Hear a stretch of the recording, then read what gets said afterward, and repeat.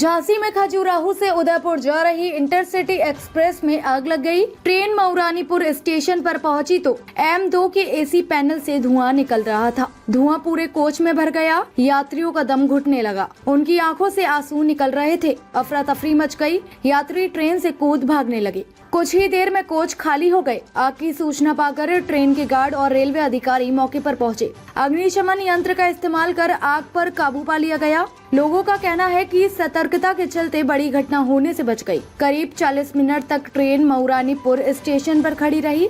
जांच पड़ताल के बाद ट्रेन को झांसी के लिए रवाना किया गया। इंटरसिटी एक्सप्रेस ट्रेन नंबर 19665 आज सुबह मध्य प्रदेश के खजुराहो से उदयपुर के लिए रवाना हुई थी। ट्रेन करीब 45 मिनट की देरी से दोपहर 12:32 पर मऊरानीपुर स्टेशन पहुंची। यहाँ यात्री उतरे तो उनको M2 कोच के एसी पैनल से धुआं निकलता हुआ दिखा। इसकी सूचना स्टेशन मास्टर को दी गई। आग लगने की सूचना से अफरा तफरी मच गई। कोच के भीतर बैठे यात्री अपना अपना सामान लेकर नीचे कूद गए। तुरंत ट्रेन के गार्ड और रेलवे अधिकारी भी पहुंचे। रेलवे कर्मचारियों ने अग्निशमन यंत्र से आग पर काबू पाया।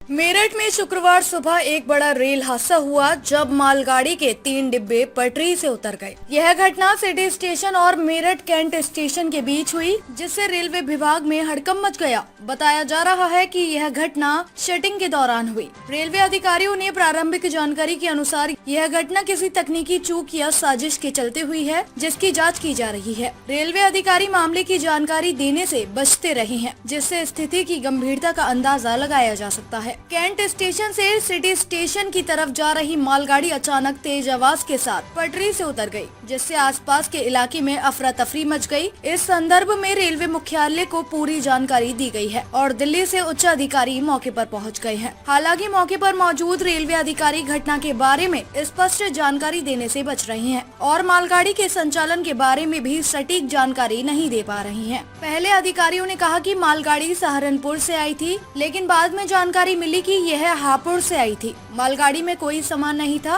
और यह सिटी स्टेशन पर पहुंचने के बाद वॉशिंग के लिए जा रही थी, तभी यह घटना घटित हुई। उत्तराखंड के उत्तरकाशी में मस्जिद गिराने की मांग को लेकर हुए प्रदर्शन के दौरान पुलिस लाठीचार्ज में 27 लोग घायल हो गए, जिनमें 7 पुलिसकर्मी भी शामिल है। प्रदर्शनकारियों का आरोप है कि बाड़ाहाट क्षेत्र में स्थित मस्जिद सरकारी जमीन पर बनी है। हालांकि जिला प्रशासन ने स्पष्ट किया है यह मस्जिद पुरानी है और यह मुस्लिम समुदाय की जमीन पर स्थित है। प्रशासन ने प्रदर्शनकारियों को मस्जिद की ओर बढ़ने से रोकने के लिए गंगोत्री नेशनल हाईवे पर बैरिकेडिंग लगा दी। बैरिकेडिंग हटाने के प्रयास के दौरान प्रदर्शनकारियों और पुलिस के बीच तीखी नोकझोंक हुई, लेकिन पुलिस ने उन्हें आगे बढ़ने नहीं दिया। कुछ समय बाद प्रदर्शनकारी बैरिकेडिंग के पास धरने पर बैठ गए और हनुमान चालीसा का पाठ करने लगे। जब उन्होंने बैरिकेडिंग हटाने की कोशिश की तो स्थिति बिगड़ गई और पुलिस के साथ हाथापाई हुई। अधिकारियों के अनुसार इस दौरान पथराव शुरू हो गया, जिसके बाद पुलिस ने पहले आंसू गैस के गोले दागे और फिर लाठीचार्ज किया। इस लाठीचार्ज में कई प्रदर्शनकारी और पुलिसकर्मी घायल हुए। प्रदर्शनकारियों ने आरोप लगाया है कि हालात को बिगाड़ने की साजिश के तहत पुलिस पर पथराव किया गया। महाराष्ट्र में विधानसभा चुनावों के पहले राजनीतिक हलचल के बीच बाबा सिद्दीकी के बेटे जीशान ने 25 अक्टूबर को कांग्रेस छोड़कर एनसीपी अजित गुट में शामिल होने का ऐलान किया है। जीशान ने शुक्रवार सुबह एनसीपी के कार्यालय में पार्टी की औपचारिक सदस्यता ली। एनसीपी अजित गुट ने महाराष्ट्र विधानसभा 2024 के लिए अपने उम्मीदवारों की दूसरी लिस्ट जारी करते हुए जीशान को बांद्रा पूर्व से अपना कैंडिडेट घोषित किया है। बताते चलें कि जीशान 2019 में कांग्रेस के टिकट पर विधायक बने थे। एनसीपी में शामिल होने के बाद जीशान ने कहा, यह मेरे और मेरे परिवार के लिए भावुक पल है। मैं बांद्रा पूर्व से नामांकन भरूंगा और मुझे विश्वास है कि लोग मुझे प्यार और भरोसा देंगे। मैं दोबारा जीतूंगा। शिवसेना, उद्धव गुट और कांग्रेस की फितरत में धोखा है। जीशान ने आगे कहा, महाविकास आघाड़ी एमवीए ने अपने उम्मीदवार घोषित कर दिए और कांग्रेस ने अपनी सीट शिवसेना यूबीटी को दे दी। यह दुर्भाग्यपूर्ण है। पिछले कुछ दिनों से कांग्रेस और एमवीए के नेता मेरे संपर्क में थे, लेकिन उनका इरादा धोखा देने का था।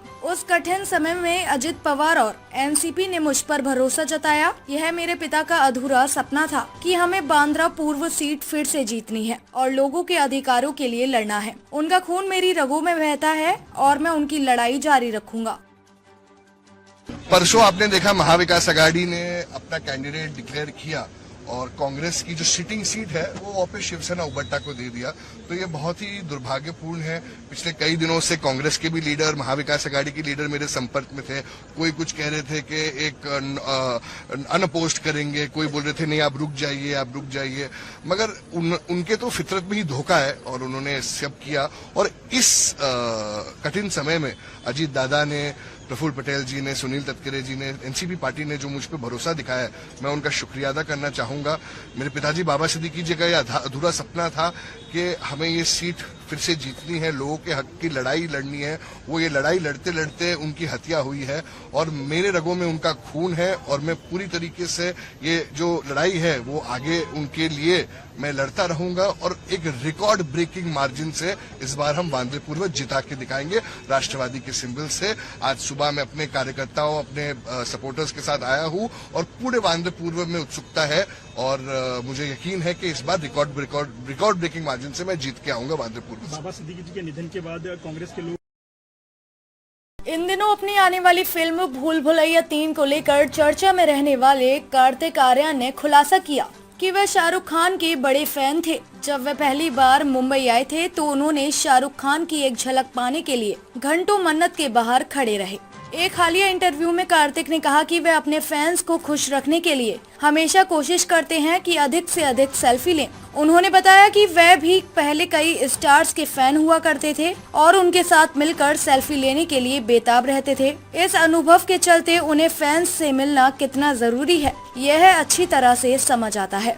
जब कार्तिक से पूछा गया कि वह किसके फैन रहे हैं तो उन्होंने शाहरुख खान का नाम लिया। उन्होंने कहा, मैं शाहरुख खान का बड़ा फैन रहा हूँ। मैं उनसे कभी मिला नहीं, लेकिन बहुत पहले मन्नत के सामने गया था। जब मैं पहली बार मुंबई आया था तब बैंड स्टैंड पर गया था जहां हर रविवार लोग उन्हें देखने आते हैं। कार्तिक ने यह भी बताया कि शाहरुख ही पहले सेलिब्रिटी थे जिन्हें उन्होंने देखा था। वे हर रविवार अपने घर से बाहर निकलते थे और कार्तिक ने उन्हें कार में गुजरते हुए देखा। इसके साथ ही उन्होंने मुंबई मैराथन के दौरान चक दे इंडिया के प्रमोशन के समय फिल्म की एक्ट्रेस सागरिका घाटगे के साथ सेल्फी लेने का अनुभव भी साझा किया।